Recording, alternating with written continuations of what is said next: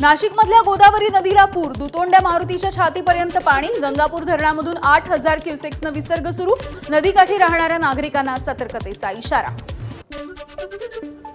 नाशिकमध्ये सुरू असलेल्या संततधार पावसामुळे सोमेश्वर धबधबा प्रवाहित, पाणी वाढण्याची शक्यता असल्यामुळे पर्यटकांना पाण्याच्या दिशेने जाण्यासाठी मज्जाव, पोलीस आणि गृहरक्षक दलाचे जवानही तैनात. नंदुरबार जिल्ह्यातील अनेक भागामध्ये मुसळधार पाऊस, बहुतांश नद्यांच्या पातळीमध्ये वाढ, शहादा तालुक्यामधल्या गोमाई नदीला 5 वर्षांच्या नंतर पहिल्यांदा पूर.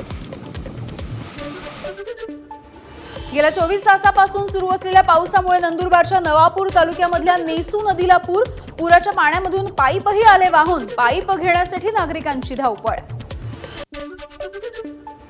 नाशिकच्या निफाडमधील नांदूर पद्मेश्वर धरणामधून 52,308 क्युसेक्सनं पाण्याचा विसर्ग, नदीकाठाच्या गावांना सतर्कतेच्या सूचना.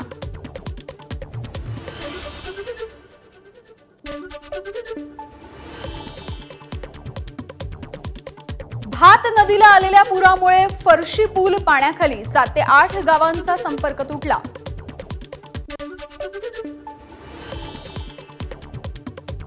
जळगावमध्ये ट्रॅक्टरसह चालकही वाहून गेला. जळगावच्या गिरणा नदीपात्रामध्ये दापोरी गावाजवळची घटना. जोरदार पावसामुळे भामा नदीला सुद्धा पूर, खेड तालुक्यामधल्या काळूस भोसे रस्त्यावरचा पूल पाण्याखाली, अनेक गावांचा संपर्कही तुटला.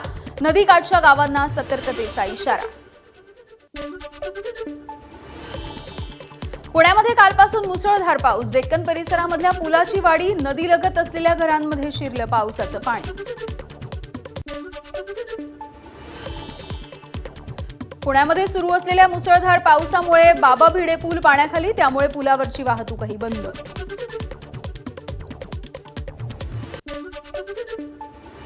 खडकवासला धरणामधून मुठा नदीच्या पात्रामध्ये 26,000 क्युसेक्सनं पाण्याचा विसर्ग, गरज पडली तर विसर्ग पुन्हा एकदा वाढवला जाणार, नागरिकांना सतर्कतेचा इशारा.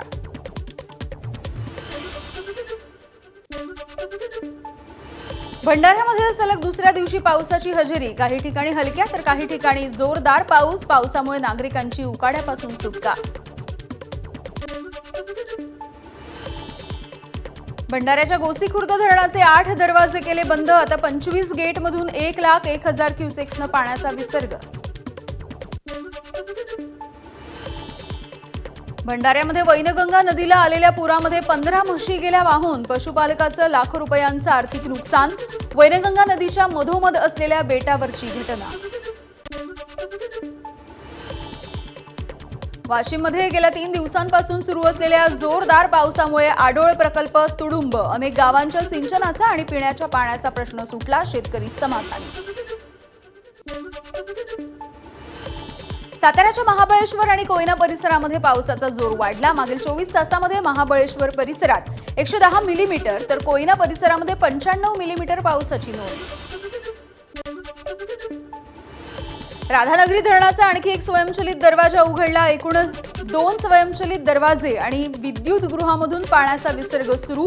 भोगावती नदीच्या पात्रामध्ये 4,300 क्युसेक्सनं पाण्याचा विसर्ग. 2 दिवसांच्या पावसामुळे परभणी जिल्ह्यामधल्या नदी आणि नाल्यांच्या पाण्याच्या पातळीमध्ये आणि साठ्यामध्ये वाढ. येलदरी प्रकल्पामध्ये 2% तर लोअर दुधनामधला पाणीसाठा 5.25% वाढला. पालघर जिल्ह्यामध्ये पहाटेपासून मुसळधार पाऊस सुरू असलेल्या पावसामुळे जिल्ह्यामधली सगळी धरणं सुद्धा ओव्हरफ्लो.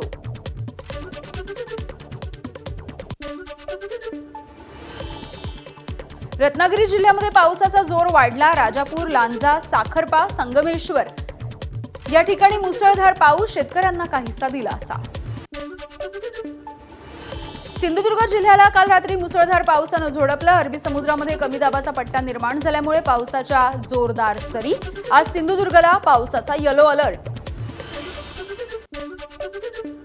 नाशिकमध्ये सुरू असलेल्या दमदार पावसाने गिरणा धरणाच्या पाण्याच्या साठ्यामध्ये वाढ. धरणामध्ये सध्या 50.65% इतका पाणीसाठा.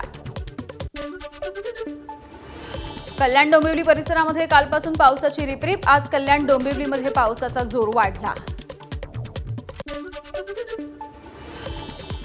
मुंबईमध्ये पावसानं सरासरीही ओलांडली. आतापर्यंत पावसाळा सुरू झाल्यापासून 2361 मिलीमीटर पावसाची नोंद. 7ही धरणांमध्ये मिळून 95% अधिक पाणीसाठा. अनुस्कुरा घाटामध्ये दरड कोसळून 36 तास उलटले. पश्चिम महाराष्ट्राकडून घाटामधून कोकणाच्या दिशेने येणारी वाहतूक पूर्णपणे ठप्प. सार्वजनिक बांधकाम विभागाचं काम युद्धपातळीवर सुरू. काही दिवसांच्या विश्रांतीनंतर कोकणासह मराठवाडा, पश्चिम महाराष्ट्र, खानदेशामध्ये पावसाच्या जोरदार सरी. त्यामुळे राज्यामधली धरणं 80% भरली. एबीपी माझा, उघडा डोळे बघा नीट.